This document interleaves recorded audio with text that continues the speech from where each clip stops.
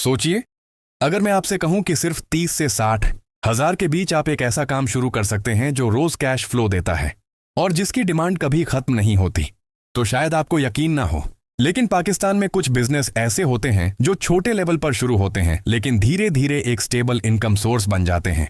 ये वो काम है जो हर घर, हर होटल, हर रेस्टोरेंट और हर ऑफिस में रोज इस्तेमाल होता है। आप जितना ज्यादा सोचेंगे उतना ही आपको एहसास होगा कि ये चीज हमारी डेली लाइफ का हिस्सा है और इसी वजह से इसका मार्केट कभी रुकता नहीं।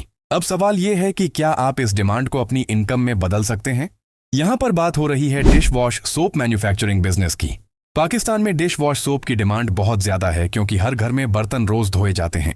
इस बिजनेस को आप 2 लेवल पर शुरू कर सकते हैं, छोटा घर लेवल और थोड़ा सा मीडियम सेटअप।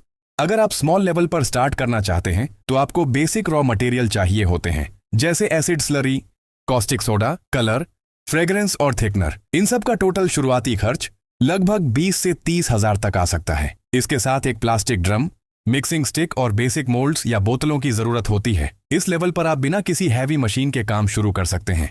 अगर आप थोड़ा प्रोफेशनल सेटअप बनाना चाहते हैं तो एक स्मॉल मिक्सिंग मशीन आती है जो लगभग 60 हजार से 1 लाख के बीच मिल जाती है। इससे प्रोडक्शन फास्ट और क्वालिटी कंसिस्टेंट हो जाती है। मीडियम लेवल पर टोटल इन्वेस्टमेंट 1 लाख से 2 लाख तक जा सकती है।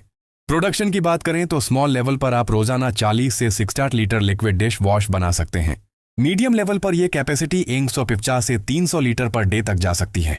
मार्केट में 1 लीटर डिश वॉश सोप आमतौर पर 120 से 180 रुपए तक बिकता है, जबकि उसकी प्रोडक्शन कॉस्ट लगभग 60 से 80 रुपए के बीच होती है।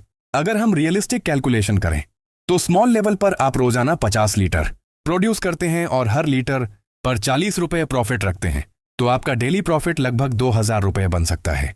महीने का ये 50 से 60 हजार तक जा सकता है, लेकिन ये तभी पॉसिबल है जब आपका प्रोडक्ट बिक रहा हो।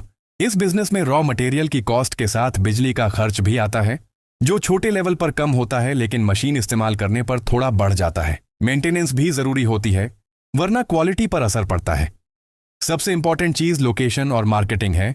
अगर आप लोकल शॉप्स, किराना स्टोर्स और छोटे डिस्ट्रीब्यूटर्स तक अपना प्रोडक्ट पहुंचा देते हैं तो आपका बिजनेस स्टेबल हो सकता है। लेकिन हर बिजनेस की तरह इसमें भी रिस्क है। कंपटीशन बहुत ज्यादा है। मार्केट में पहले से बड़े ब्रांड्स मौजूद हैं। अगर आपकी क्वालिटी कमजोर हुई या फ्रेग्रेंस अच्छी नहीं हुई तो कस्टमर्स वापस नहीं आएंगे। इसलिए शुरू से ही क्वालिटी पर समझौता ना करें। आप घर से छोटा काम शुरू करके धीरे धीरे अपनी ब्रांडिंग बना सकते हैं। सिंपल पैकेजिंग से स्टार्ट करें और फिर जैसे जैसे ऑर्डर्स बढ़ें आप अपना सेटअप अपग्रेड करते जाएं। ये बिजनेस कोई ओवरनाइट अमीर बनने का शॉर्टकट नहीं है, लेकिन अगर आप कंसिस्टेंसी, क्वालिटी और स्मार्ट सेलिंग पर फोकस करें तो ये आपको एक स्ट्रॉन्ग और स्टेबल इनकम जरूर दे सकता है। हर बड़ा बिजनेस एक छोटी शुरुआत से ही बनता है।